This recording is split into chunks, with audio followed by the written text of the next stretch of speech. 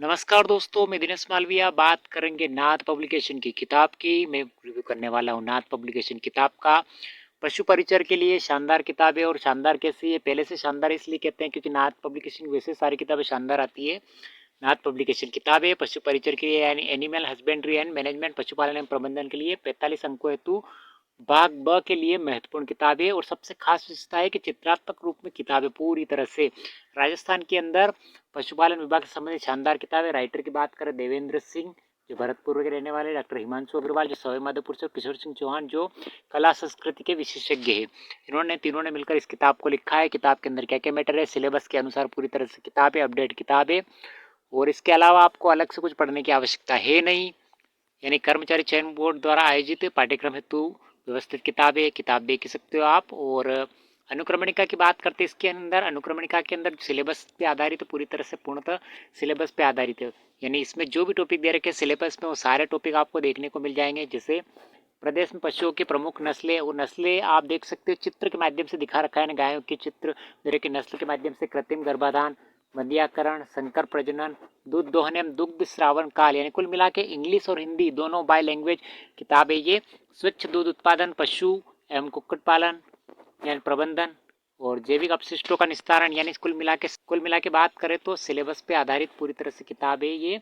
और टॉपिक की बात करें इसके अंदर तो टोटल टॉपिक की बात करते हैं अपन, तो ये टोटल टॉपिक जो दे रखे हैं आपके लगभग 36 टॉपिक दे रखे हैं। और अंत में अन्य महत्वपूर्ण प्रश्न दे रखे हैं। अन्य महत्वपूर्ण में वो प्रश्न दे रखे हैं जो विभिन्न एग्जाम में, कंपटीशन एग्जाम में पूछे गए हैं। कुल मिला के 143 पृष्ठ की किताब है ये। आप देख सकते हो पहला जो अध्याय दे रखा है, पहले अध्याय में क्या क्या है देखने को मिलेगा अपने को। तो पहले अध्याय की बात करते हैं, तो पहले अध्याय में आपको प्रदेश की पशुओं की प्रमुख नस्लें, अब प्रमुख नस्लें दे रखी है, ये इंग्लिश में भी दे रखा है।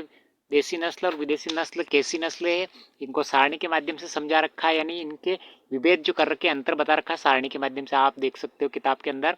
और महत्वपूर्ण बिंदु दे रखा है, यानी किस जीव की कितनी उम्र होती है वर्तमान में और कौन कौन सी नस्लें होती है और कहाँ से पंजीकृत है, वो सारी जानकारी आपको इस किताब के अंदर देखने को मिल जाएगी। प्रदेश की पशुओं की प्रमुख नस्लें दे रखी है, यानी जो पशुओं की प्रमुख नस्लें कौन कौन सी है, वो जैसे दुधारू नस्लें, भारवाह नस्लें और द्विप्रयोजन नस्लें, यानी ऐसी नस्लें जो दूध भी देती है और भार भी वहन करती है, इस प्रकार की नस्लें, यानी गोवंश की नस्लों के बारे में डिटेल से आपको जानकारी देखने को इस किताब के अंदर मिल जाएगा।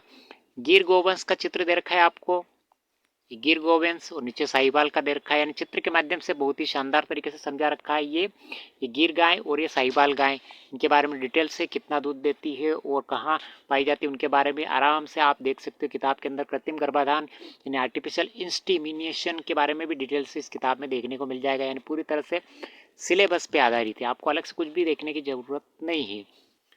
तीसरा अध्याय दे रखा बदियाकरण। बदियाकरण क्या होता है, उसके लाभ क्या है, उसकी विधियाँ क्या है, तो ये उसके बारे में सारणी के माध्यम से आप आराम से देख सकते हो। बदियाकरण की आयु क्या होती है, यानी किन किन जानवरों में होती है उनके बारे में भी डिटेल से आपको सारणी के माध्यम से देखने को इस किताब के अंदर मिल जाएगा।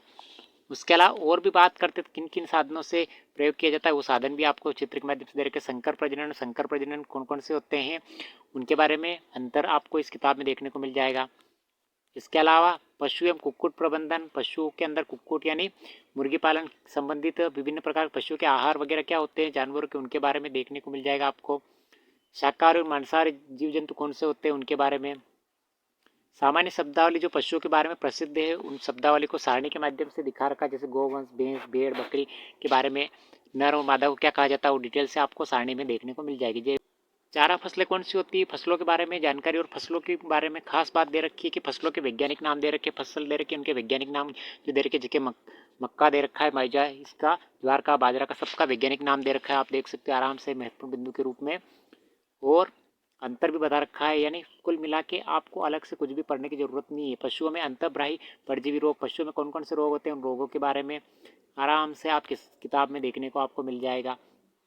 और पूरी तरह से अपडेट है सिलेबस के अनुसार आपको। इसके अलावा पशुधन का प्रसार, यानी पशुधन की शुरुआत कब से हुई थी, प्रसार किसने किया, उसके बारे में भी जानकारी आपको डिटेल से इस किताब में देखने को मिल जाएगी।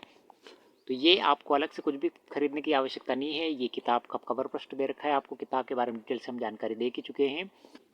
कवर पृष्ठ किताब के बारे में हम देख ही चुके हैं और विभिन्न प्रकार की जानकारी आपको इस किताब में देखने को मिल जाएगी। सिलेबस पे आधारित है और नाथ पब्लिकेशन की वैसे भी किताबें सारी शानदार किताबें आती है।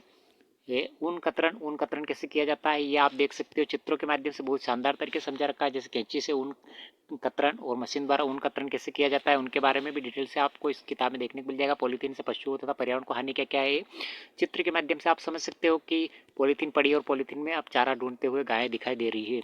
तो भोजन की तलाश में थैलियाँ खाती गाय, अब क्या करें, चारा नहीं मिलेगा तो थैलिया से पेट भरती है। पशुपालन संबंधित अन्य महत्वपूर्ण बिंदु जो दे रखे हैं, ये महत्वपूर्ण बिंदु दे रखे पशुपालन से संबंधित।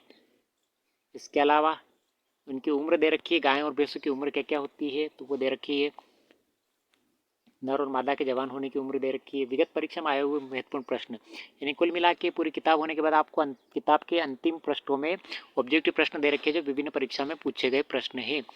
ये बकरी का गर्भावस्था काल परिगणना 2019 के अनुसार ऊँटों की संख्या, उनके बारे में डिटेल से आपको इस किताब में जानकारी देखने को मिल जाएगी। ये ऑब्जेक्टिव प्रश्न है, नीचे सारे सारे ऑब्जेक्टिव प्रश्न और ये अंक तालिका दे रखी है जिसके माध्यम से आप मिलान करके इन प्रश्नों को देख सकते हो।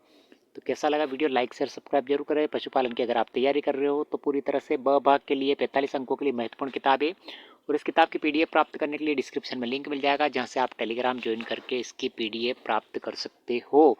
इस किताब को ऑनलाइन खरीदने के लिए डिस्क्रिप्शन में लिंक मिल जाएगा जहां से इसको आप ऑनलाइन भी खरीद सकते हो और ऑफलाइन बाजार में बहुत ही जल्द उपलब्ध होने वाली है। तो इसी प्रकार के वीडियो के लिए चैनल को लाइक शेयर सब्सक्राइब जरूर करें। मिलते हैं अगले वीडियो में। Thank you.